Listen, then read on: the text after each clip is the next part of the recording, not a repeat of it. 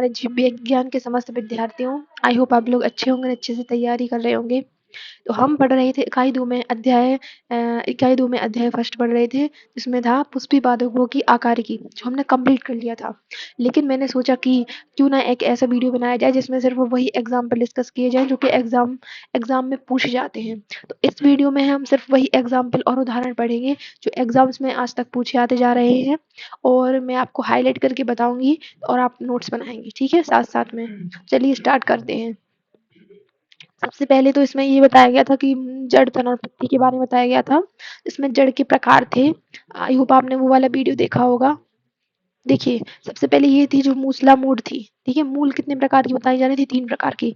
मूसला मूल, तंतुक मूल और अपस्थानिक मूल। ठीक है, तो आपको इसके सबसे पहले उदाहरण याद करने हैं। ठीक है, मूसला मूल किसमें पाई जाती है? मूसला मूल का उदाहरण क्या है? तो देखिए, एनसीईआरटी में लिखा है कि मूसला मूल तंत्र का उदाहरण सरसों का पौधा दिया गया है। तो मूसला मूल तंत्र सरसों में पाया जाएगा। जकड़ा मूल तंत्र पाया जाएगा गेहूं में, गेहूं के पौधे में। और अपस्थानिक पाए जाते हैं घास और बरगद में। ठीक है, एनसीईआरटी में घास और बरगद के बारे में जिक्र किया गया है। तो चलिए, ये हो गए हमारे मूल के उदाहरण। अब इसके पश्चात हम लोग पढ़ेंगे शिलान्यास के उदाहरण क्या क्या बताए गए हैं। तो जाली का शिलान्यास किसमें पाया जाता है? आम, पीपल और गुड़हल में। ठीक है, ये जो जाली का शिलान्यास की पत्ती है, ये पाया जाएगा। आप इसको लिख लिए, नोट्स बनाइए। ठीक है, ये क्वेश्चन पूछे गए हैं। तो जाली का शिलान्यास पाया जाएगा आम में, पीपल में, गुड़हल में। ठीक है, आप इसकी ऐसी ट्रिक भी बना सकते हैं कि आम आम पीपल जो होते हैं वो गुड होते हैं। ठीक है, आम पीपल जो होते हैं गुड होते हैं। तो आम, पीपल एंड गुड, ये द्विबीजपत्री पौधे हैं। ठीक है, और समानांतर शिलान्यास, समानांतर शिलान्यास का जो उदाहरण है, समानांतर शिलान्यास का उदाहरण है कीला। ठीक है, अब ये देखिए, यानी कि ये जो पत्ती है जालिका शिलान्यास वाली, ये पाई जाएगी आम, गुड़ और पीपल में। और ये पाई जाएगी केले के पौधे में। ठीक है, केले में पाई जाएगी। बनाना में समानांतर शिलान्यास। तो अब हो गए हमारे शिलान्यास के उदाहरण। इसके पश्चात हम पढ़ेंगे पत्ती के जो प्रकार बताए गए हैं, जिसमें पिच्छाकारी संयुक्त पत्ती और हस्ताकार संयुक्त पत्ती। तो इनके उदाहरण पढ़ेंगे। ठीक है, इस वीडियो में सिर्फ उदाहरण पढ़ेंगे। तो ये पिच्छाकार संयुक्त पत्ती, देखिए इसमें जो है सिर्फ हस्ताकार, ये पिच्छाकार का सिर्फ यही दिया गया है, नीम। ठीक है, पिच्छाकार संयुक्त पत्ती पाई जाएगी नीम में। ठीक है, किसमें पाई जाएगी? नीम में। और नीम के अलावा मैं आपको कुछ और एग्जाम्पल बताती हूँ, जैसे कि रोज यानी कि गुलाब में, इमली में और अकेसिया। आप ये 4 उदाहरण लिख लीजिए। पिच्छाकार संयुक्त पत्ती के उदाहरण क्या क्या है? नीम, रोज यानी कि गुलाब, इमली और अकेशिया। ये हो गए हैं अपने पिच्छाकार संयुक्त पत्ती के उदाहरण। ठीक है, और जो हस्ताकार संयुक्त पत्ती है, उसका इसमें उदाहरण दिया गया है सिल्क कॉटन। तो सिल्क कॉटन उदाहरण है। इसके साथ साथ आप ये सिट्रस भी लिख सकते हैं। ठीक है, क्या लिख सकते हैं? सिट्रस भी लिख सकते हैं। देखिए, ये इसमें सिर्फ एक एक उदाहरण दिया गया है, मैं आपको एक्स्ट्रा बता रही हूँ, जो कि पूछे जा सकते हैं एग्जाम्स में। ठीक है, ये देखिए, पिच्छाकार संयुक्त पत्ती का इसमें दिया गया है नीम।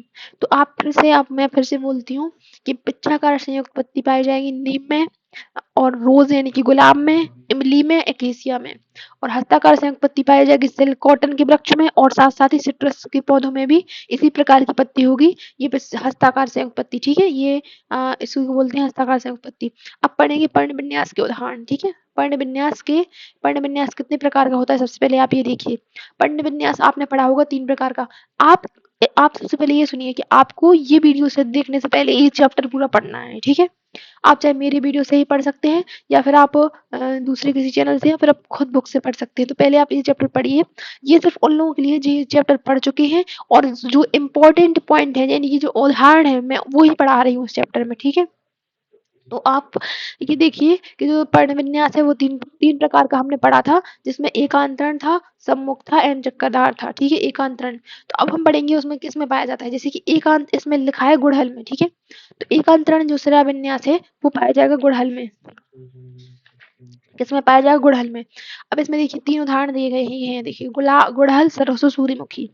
तो किसमें पाया जाता है? एकांतरण। एकांतरण शिलाविन्यास में क्या होता है? पत्तियों का क्रम एकांतरण में क्रम में होती है। ठीक है, और ये जो सम्मुख है, इसमें पत्तियां एक दूसरे के आमने सामने होती हैं।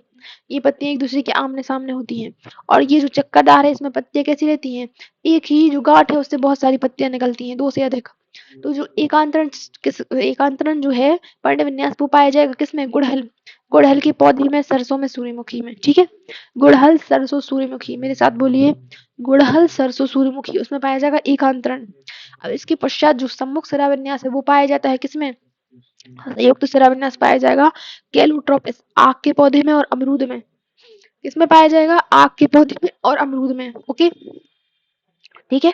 और जो चक्करदार शिराविन्यास है वो पाया जाएगा किसमें? एल्स्टोनियन डेविल ट्री में।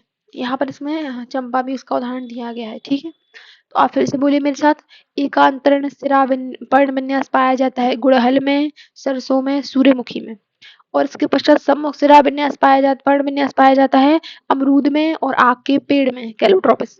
और चक्करदार पर्णविन्यास पाया जाता है चंपा में और डेविल ट्री, जिसे एल्सिटोनिया कहते हैं और इसे डेविल ट्री भी कहते हैं। अब पुष्पक्रम, पुष्पक्रम के हम उदाहरण पढ़ेंगे। आपने अगर ये चैप्टर पढ़ा होगा तो आपको पता होगा पुष्पक्रम दो प्रकार के होते हैं। एक होता है असीमाक्षी पुष्पक्रम और एक होता है ससीमाक्षी पुष्पक्रम। अब मैं थोड़ा आपको बताती हूँ, असीमाक्षी में क्या होगा कि जो ये पुष्पों का क्रम होगा वो ऊपर से नीचे की ओर होगा। कैसा होगा? ऊपर से नीचे की ओर पुष्पों का क्रम, यानी कि सबसे पहले ये एक डाली है तो यहाँ पे ऐसे पुष्प लगेंगे, ऐसे नीचे की तरफ। ठीक है, नीचे की तरफ पुष्प लगेंगे। और जो ससीमाक्षी है उसमें सबसे पहले एक पुष्प सबसे पहले ऊपर लगेगा। सॉरी मैंने उल्टा बोल दिया। तो इसमें ये क्या होगा कि इसमें पुष्प लगेंगे ऊपर के क्रम में। ठीक है, पहले ए लगेगा, ऐसे ऐसे ऐसे ऐसे, उल्टा बोल दिया मैंने। और इसमें क्या होगा, सबसे पहले एक ऊपर पुष्प लग जाएगा ससीमाक्षी में और फिर इसके नीचे क्रम में आगे बढ़ते जाएंगे पुष्प। ठीक है, पुष्प की जो क्रम होगा वो नीचे की तरफ होगा। तो इसमें हम पढ़ेंगे इसका उदाहरण, असीमाक्षी पुष्प क्रम किसमें पाया जाता है? तो आप ये देखिए, मैंने काफ़ी देखा लेकिन एनसीईआरटी में इसके उदाहरण नहीं दिए गए हैं। तो हमको ये पूछा जा सकता है क्वेश्चन कि असीमाक्षी पुष्पक्रम किसमें पाया जाता है। तो हम इसको एग्जाम्पल हम बाहर से करेंगे इसके याद, ठीक है, और दूसरी बुक से। तो इसमें देखिए मैंने एक ट्रिक बनाई है इसमें कि आप जिससे याद कर लें। देखिए हम आपने स्वरों का जो स्वर होते हैं, 7 स्वर, आपने उनके बारे में सुना होगा, जैसे कि सा, रे, गा, मा, पा। ठीक है, तो मैं उसी से आपको आपको पा की जगह चा करना है बस, और बाकी यही ट्रिक है। सा, रे, गा, मा, चा। ठीक है, तो सा से क्या होगा, सा से क्या हो जाएगा? सा से हो जाएगा, सा से कौन सा फूल हो जाएगा? सा से हो जाएगा सरसों। क्या हो जाएगा? सरसों। ठीक है, सा से सरसों हो जाएगा, आपको लिखना है। ठीक है, ये सा से सरसों हो जाएगा और सा से हो जाएगा सनफ्लावर। यानी कि सरसों के पौधे में भी असीमाक्षी पुष्पक्रम रहेगा और सनफ्लावर यानी कि सूर्यमुखी के पौधे में भी असीमाक्षी पुष्पक्रम रहेगा। रे से क्या हो जाएगा? अगर आपको पता है कि असीमाक्षी पुष्पक्रम को इंग्लिश में बोलते हैं रेसमोस। क्या बोलते हैं? रेसमोस। आप देखिएगा तो इस रे से हो जाएगा रेसमोस, यानी कि रेसमोस में ये सब पाए जाते हैं असीमाक्षी पुष्पक्रम में। तो फिर रे से वो हो गया। गा से क्या हो जाएगा? गा से हो जाएगा गेहूं। गेहूं के पौधे में भी क्या पाया जाता है? असीमाक्षी पुष्पक्रम पाया जाता है। माँ से हो गया मक्का। ठीक है, माँ से क्या हो गया? मक्का। मक्के में भी क्या पाया जाएगा? असीमाक्षी पुष्पक्रम पाया जाएगा। और चा से हो गया चाइना रोज। ठीक है, चाइना रोज, तो चाइना रोज में भी क्या पाया जाएगा? असीमाक्षी पुष्पक्रम पाया जाएगा। तो ये हो गए असीमाक्षी पुष्पक्रम के उदाहरण। सा से सरसों, सा से सूर्यमुखी, रे से रेशमोज यानी कि असीमाक्षी, गा से गेहूं, माँ से मक्का, चा से चाइना रोज। ठीक है, ये हो गया है असीमाक्षी पुष्पक्रम के उदाहरण। आपको ये लिखने हैं ठीक है अपने नोट्स में। तो फिर हो गया ससीमाक्षी पुष्पक्रम।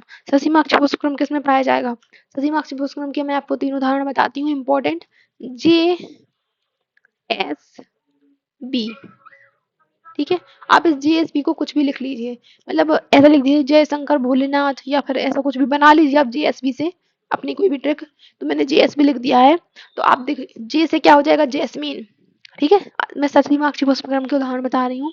जैसे जैस्मीन, जैस्मीन को क्या कहते हैं? हिंदी में चमेली कहते हैं। एस से हो जाएगा सोलेनम। सोलेनम, ठीक है, सोलेनम यानी कि आलू। आलू का जो नाम है वो सोलेनम है। ठीक है, 20 हो जाएगा बोगनविलिया। क्या हो जाएगा? बोगनविलिया। तो जैस्मीन, सोलेनम और बोगनविलिया इसमें पाया जाएगा ससीमाक्षी पुष्पक्रम। फिर से बोलो, जैस्मीन, सोलेनम और बोगनविलिया इसमें पाया जाएगा क्या? ससीमाक्षी पुष्पक्रम। ओके, तो अब हमारे पुष्पक्रम हो गए। अब हमें पढ़ना है जहाँ से बहुत सारे क्वेश्चंस पूछे गए हैं रिपीट में, जिसमें क्या पाया जाएगा? पुष्पासन पे पुष्पीय भागों की स्थिति। ये बहुत इंपॉर्टेंट है और इसके उदाहरण भी पूछे जाते हैं। और इससे मतलब क्या किसमें क्या होता है ये भी पूछा जाता है। जैसे कि अधुजायंता में कैसा रहेगा? अधुजायंता में पुष्पासन कैसा, बीजांड कैसा रहेगा? तो इसमें रहेगा कैसा? सुपीरियर यानी कि ऊर्ध्ववर्ती। कैसा रहेगा? ऊर्ध्ववर्ती। ये देखिए, अधोजांगता में क्या रहेगा? ऊर्ध्ववर्ती रहेगा। परिजांगता में आधा अधोवर्ती और अधिजांगता में रहेगा क्या बोलते हैं कि अधोवर्ती। इसमें देखिए इसके साथ इसके उदाहरण भी दिए गए हैं, सरसों, गुड़हल, बैगन।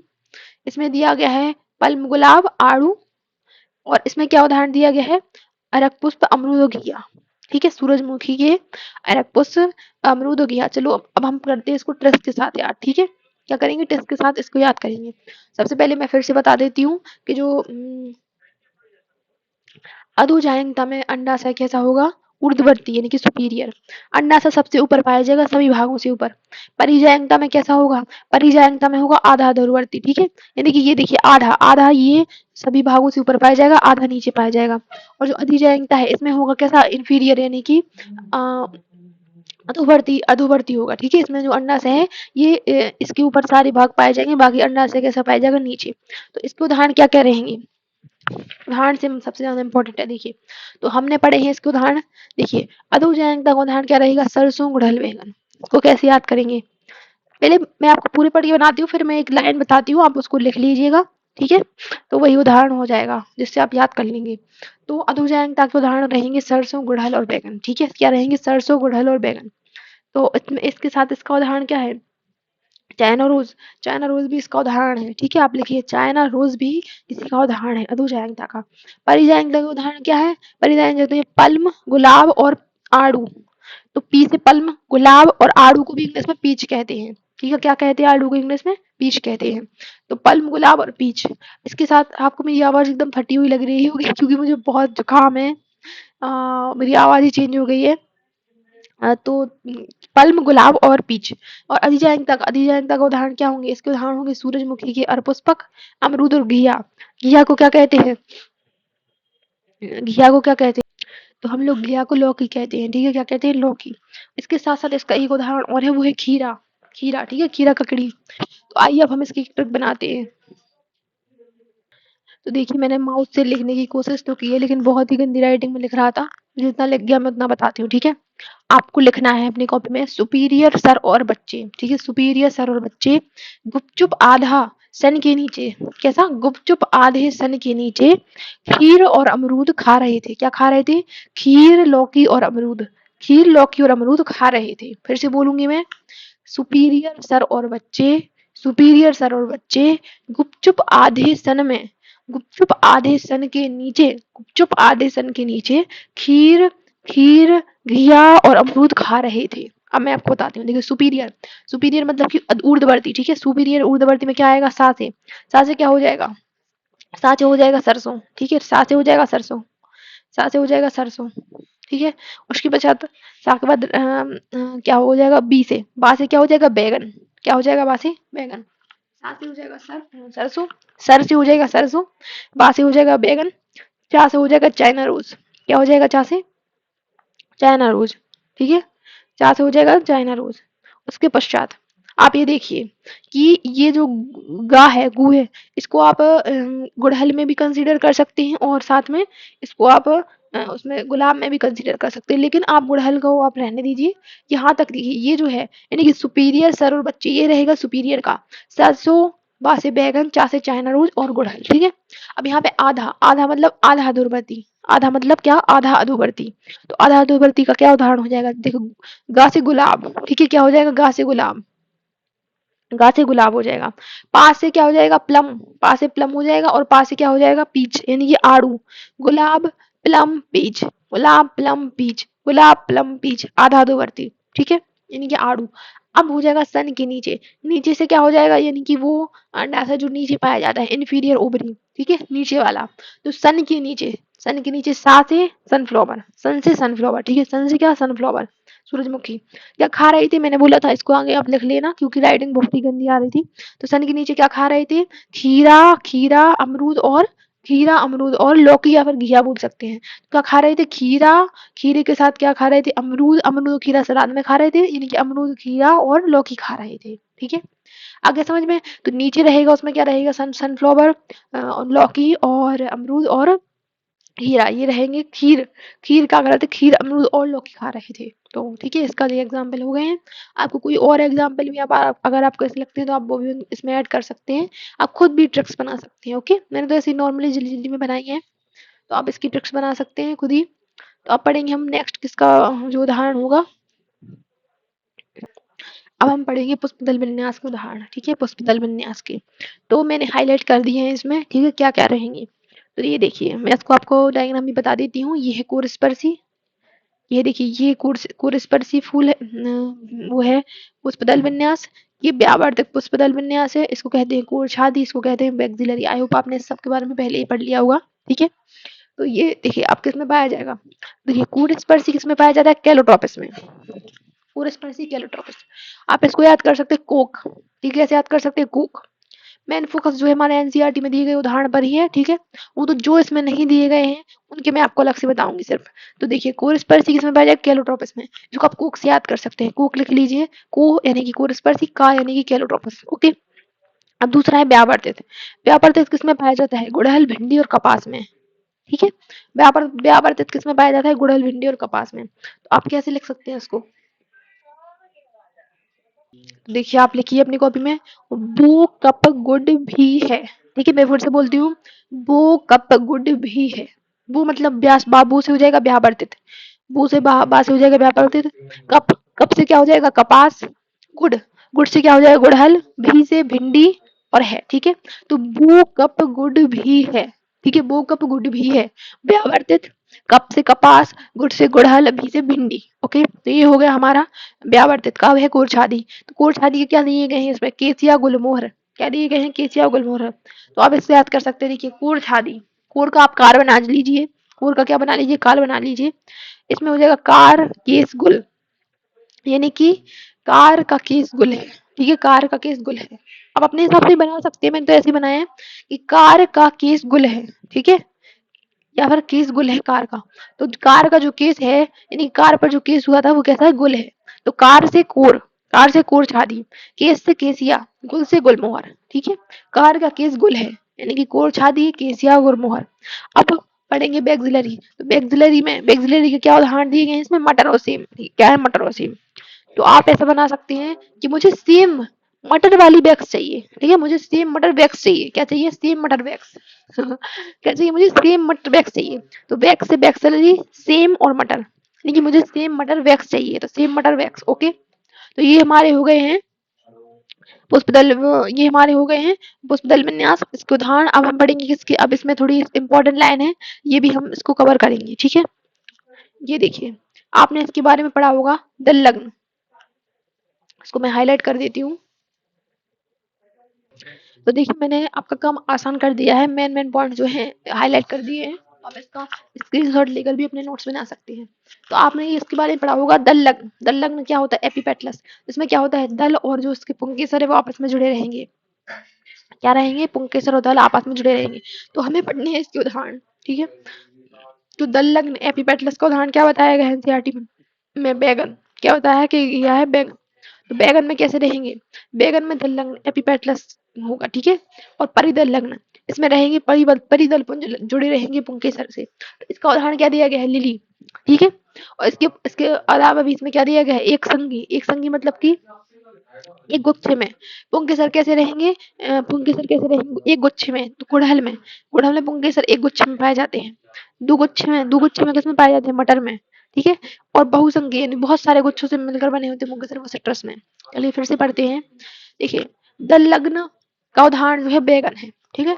बैगन में क्या पाया जाएगा, दल लग्न, क्या पाया जाएगा, दल लग्न एपिपेटलस। और जो लिली का पौधा होगा वो कैसा होगा, परिदल लग्न एपिफिलस, परिदल लग्न लिली, ठीक है। और एक संघी पुंकेसर किस में रहेंगे, एक गुच्छे में पुंकेसर किस में रहेंगे, गुड़हल में। दो गुच्छे में किस में रहेंगे, मटर में, ठीक है। दो गुच्छे में मटर में, एक गुच्छे में गुड़हल में, और बहुत सारे गुच्छे में सिट्रस में। अगर हम इसका कुछ ट्रिक बनाना चाहें तो आप ऐसे ऐसे लिख सकते हैं कि एक मटर दो, एक गुड़, दो मटर, बहु अ, एक गुड़ और दो मटर बहुसरस छे, ठीक है। एक एक गुड़ और दो मटर बहुसरस छे, कैसे, देखिए एक गुड़ यानी कि एक गुड़हल में, एक संगी गुड़हल में, दो मटर यानी कि दो मटर में, एक गुड़ एवं दो मटर बहुसरस से, बहुसरस का मतलब बहुसंगी, सरस से सिट्रस, ठीक है, सरस से सिट्रस। तो एक मटर और दो, एक गुड़ और दो मटर बहुसरस छे, ठीक है। तो ये इसका हो गया एक ट्रिक नॉर्मल सी। तो अब हम पढ़ेंगे किसके बारे में, अब हम पढ़ेंगे, इसमें और भी बताया गया है जिसके हमें उदाहरण याद करने हैं। तो मैंने हाईलाइट कर दिया है इसमें। जो बीजांडासन है उसमें क्या रहेगा, जब अंडक क्या रहेंगे, पृथक और मुक्त रहेंगी, तो इसको कहते हैं वियुक्त अंडपी। तो वियुक्त अंडपी का जो उदाहरण है वो है गुलाब और कमल। ठीक है, गुलाब और कमल में कैसे रहेंगे अंड, पृथक रहेंगे, वियुक्त अंडपी का उदाहरण है। और युक्त अंडपी जिसमें क्या रहेगा, अंडक जुड़े रहते हैं, उसका उदाहरण क्या है, मटर और टमाटर। फिर से पढ़िए, वियुक्त अंडपी एपोकार्पस का उदाहरण है गुलाब और कमल, युक्त अंडपी सिंकार्पस का उदाहरण है मटर और टमाटर। ओके, हो गया। अब पढ़ेंगे हम लोग लास्ट लास्ट वन चीज जो कि इम्पोर्टेंट है, वो है बीजांडन्यास। ठीक है, बीजांडन्यास वही है कि अंडाशय में बीजांड की लगने का क्रम। तो मैंने इसमें आपको इसमें डेफिनेशन नहीं बताई, सिर्फ उदाहरण की पर्पज से मैंने ये वीडियो बनाया है। तो इसमें भी हम इसके उदाहरण पढ़ेंगे। ठीक है, बीजांडन्यास, बीजांडन्यास में कितने प्रकार के होते हैं, तो इसमें बीजांडन्यास का डायग्राम भी दिया गया है। इसमें 5 प्रकार के बताए गए हैं, सीमांत, सीमांत, स्तंभीय, भित्तीय, मुक्त स्तंभीय और आधारी। ठीक है, कितने प्रकार की, 5 प्रकार के, जिसमें आप इंग्लिश में बता देती हूँ। इंग्लिश में इसको कहते हैं एक्साइल, क्या कहते हैं, इंग्लिश में सीमांत को कहते हैं एक्साइल, स्तंभी को कहते हैं सॉरी, सीमांत को कहते हैं मार्जिनल, स्तंभी को कहते हैं एक्साइल, भित्ति को कहते हैं पेराइटल, और मुक्त स्तंभी को कहते हैं फ्री सेंट्रल, और आधारी यानी कि बेसल, बेस आधार। तो इनके हम पढ़ेंगे उदाहरण। ठीक है, क्या इनके उदाहरण क्या क्या बताए गए हैं इसमें, तो मैं आपको पहले हाईलाइट करके बता देती हूँ कि ये एनसीईआरटी में कौन कौन से बताए गए हैं, फिर मैं आपको इसके बारे में बताऊंगी। तो देखिए, इसमें मैंने सिर्फ जो उसके प्रकार हैं, अंडाशय के प्रकार है जो मैंने वही हाईलाइट किए हैं। ओके, बीजांडन्यास के, सॉरी, बीजांडन्यास के जो प्रकार है वही हाईलाइट किया, उनके उदाहरण हाईलाइट किए हैं। ठीक है, तो आप सबसे पहले ये देखिए कि ये जो सीमांत है, सीमांत, सीमांत बीजांडासन पाया जाएगा मटर में। ठीक है, सीमांत बीजांडासन किसमें पाया जाएगा, मटर में। स्तंभीय, स्तंभीय बीजांडन्यास पाया जाएगा गुड़हल, टमाटर और नींबू में। किसमें, गुड़हल, टमाटर और नींबू में। किसमें, गुड़हल, टमाटर और नींबू में। बार बार रिपीट कीजिए। वित्तीय पाया जाएगा किसमें, क्रूसीफर यानी कि सरसों और आजीमोन में। किसमें पाया जाएगा वित्तीय, सरसों और आजीमोन में।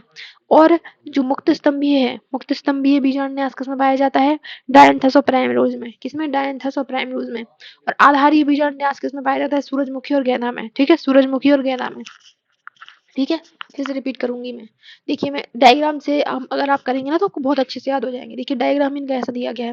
सीमांत, ये देखिए, सीमांत कैसा रहता है, सीमा से जुड़े रहते हैं इसके जो बीजान्यास होता है। तो ये आप देखिए अलग ही दिख रहा है, ये मटर के समान है। ठीक है, मटर होती है ना ऐसी, तो वो जो सीमांत है वो पाया जाएगा किसमें, मटर में। अब देखिए इसका स्ट्रक्चर देखिए, ये स्ट्रक्चर किसका है, ये स्ट्रक्चर है स्तंभ का। ठीक है, इसमें स्तंभ में जुड़े रहेंगे तो अलग ही दिख रहा है। देखिए इसके उदाहरण क्या है, नींबू, टमाटर और गुड़हल। आपने देखा होगा नींबू काटने से ऐसा ही दिखता है, टमाटर काटने से ऐसा ही दिखता है। तो नींबू, टमाटर, गुड़हल ये किसके हो जाएंगे, ये हो जाएंगे स्तंभीय के।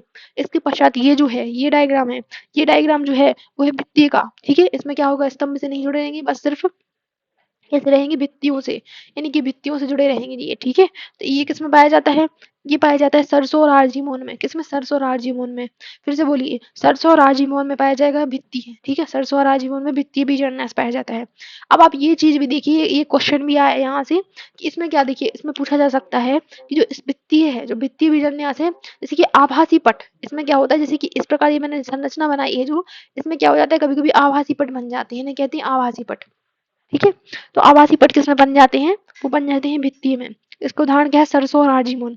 इसके पश्चात मुक्त स्तंभ है, यानी कि ये स्तंभों से मुक्त रहेंगे, पूरा सेंटर पे फोकस करेगा। ठीक है, केंद्र पे फोकस रहेगा, तो ये मुक्त स्तंभ ये पाया जाता है किसमें, डाइएंथस और प्राइमरोज में। किसमें, डाइएंथस और प्राइमरोज में। आप रोज का थोड़ा स्ट्रक्चर आप याद कीजिए। ठीक है, कैसा रहता है, इसी प्रकार ऐसा बहुत ही ज्यादा सुंदर लगता है। तो एक फूल की तरह है, ये कैसा है, फूल की तरह है। तो डाइएंथस और प्राइमरोज में पाया जाएगा। ठीक है, और लास्ट है आधारीय, आधार से जुड़ा रहेगा, आधारीय। तो ये पाया जाता है गेंदा और सूरजमुखी में। ठीक है, आपने गेंदा का देखा होगा अगर, तो गेंदा और सूरजमुखी में पाया जाता है आधारीय, बेसल। तो ये हमारे कंप्लीट हो गए हैं समस्त उदाहरण। इसके पश्चात फल के बारे में भी थोड़ा बता देती हूँ मैं आपको।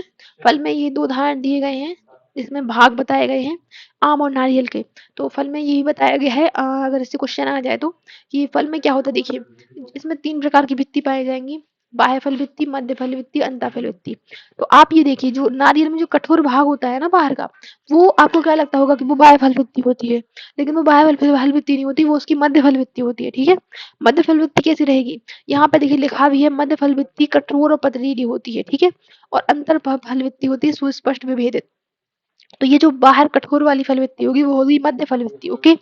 और जो अंतः फलवृत्ति होगी, अंतर फलवृत्ति बस इसके ऊपर की, ये देखिए यहाँ पे ये जो लाइनिंग है इसी को कहेंगे अंतर फलवृत्ति। इसमें भी ये जो अलग से दिख रही है डार्क ब्राउन कलर की, यही है अंतर फलवृत्ति। और जो गूदेदार रहती है, गूदेदार कैसी रहती है, बाह्य फलवृत्ति, यानी कि जो गूदा रहता है ये पूरा, ये इसको कहते हैं बाह्य फलवृत्ति, ये बाह्य वाली फलवृत्ति है, इसमें भी जो ये रहता है वो बाह्य फलवृत्ति है। और लास्ट में ये बीज पाया जाएगा। तो फल के बारे में इतना ही बताया गया है, ठीक है। अब थोड़ा एक बीजपत्री और द्विबीजपत्री के उदाहरण भी देख लेते हैं। तो देखिए, एक बीजपत्री का उदाहरण क्या है, एक बीजपत्री के उदाहरण क्या है, इसके उदाहरण है गेहूं और मक्का, ठीक है। गेहूं और मक्का, गेहूं मक्का किसके उदाहरण है, एक बीजपत्री के।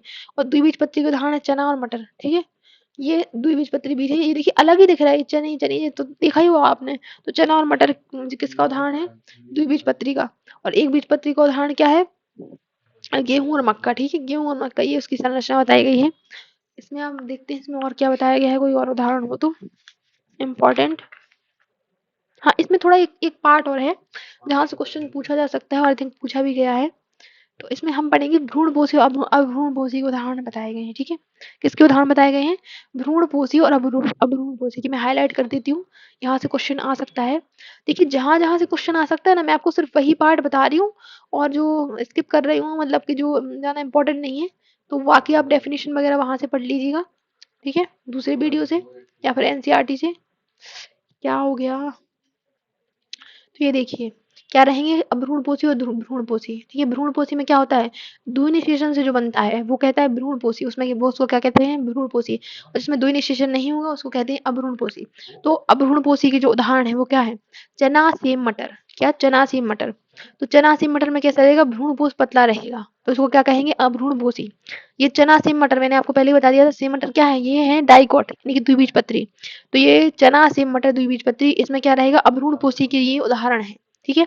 और ये है द्विबीजपत्री। और अगर हम एक बीजपत्री अभ्रूणपोषी का उदाहरण देखें तो वो क्या है, आर्किड। एक बीजपत्री अभ्रूणपोषी का उदाहरण क्या है, आर्किड आर्किड। और द्विबीजपत्री अभ्रूणपोषी का उदाहरण क्या है, चना सेम और मटर। और जो भ्रूणपोषी है उसका उदाहरण सिर्फ इसमें यही दिया गया है, अरंड। क्या दिया गया है, अरंड। भ्रूणपोषी का क्या उदाहरण होता है, अरंड। अरंड क्या है, ये है डाइकोट यानी कि ये द्विबीजपत्री है, ठीक है। क्या है, द्विबीजपत्री है। तो ये हमारा ये चैप्टर कंप्लीट होता है। इसमें जो इम्पोर्टेंट पूरे चैप्टर में एग्जाम्पल्स उदाहरण दिए गए थे जो कि पिछली परीक्षाओं में पूछे जाते हैं, मैंने आपको सब कंप्लीट करा दी है। तो आपको ये वीडियो देखना है एक बार और फिर इसको नोट्स भी बनाना है। मैंने जो ट्रिक्स बताई हैं आप उसको लिख भी सकते हैं, नहीं तो आपको ऐसे याद नहीं होगा, ठीक है।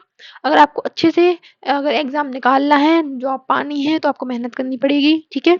तो हम भी मेहनत करते हैं और आपको भी मेहनत करनी पड़ेगी, ठीक है। तो अगर आपको ये वीडियो पसंद आया तो लाइक कीजिए और सब्सक्राइब कीजिए। और अगर आपको कुछ समझ में नहीं हो तो कमेंट भी कर सकते हैं। और आपको अगर किसी और टॉपिक पर ऐसा वीडियो चाहिए हो जिसमें ट्रिक्स और उदाहरण हैं, तो आप मुझे वो कमेंट कर सकते हैं। तो चलिए, राधे राधे।